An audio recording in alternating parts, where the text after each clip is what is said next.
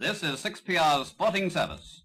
Commentators Oliver Drake-Brockman and Johnny Lockridge. I first worked with Oliver back in 1973. It was his last year, one of my first years. In fact, I think it was my very first year at 6PR.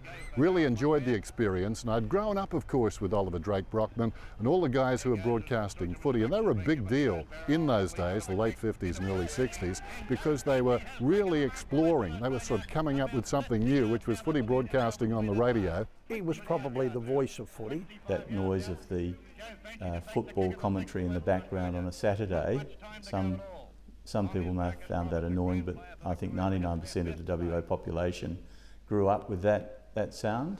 Here goes Joe Fanchi, takes the kick, kicks it high in the air. There it goes. I think it's through. It's through for 6 points to Western Australia. And Joe Fanchi has put on another goal for Western Australia.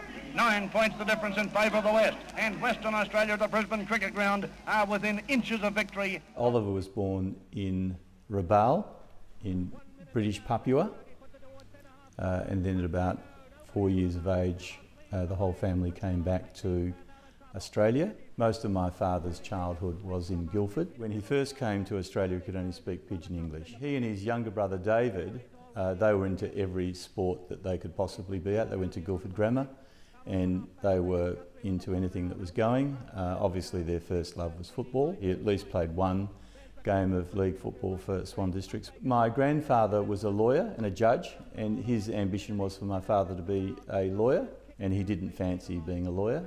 So he did quite a few other things, and then drifted into football commentary, which he absolutely loved. He was exciting and elevating, and he was flamboyant, and he was humorous. That's what he brought footy alive. We lived in Applecross, so he became heavily involved in the Applecross Junior Football Club.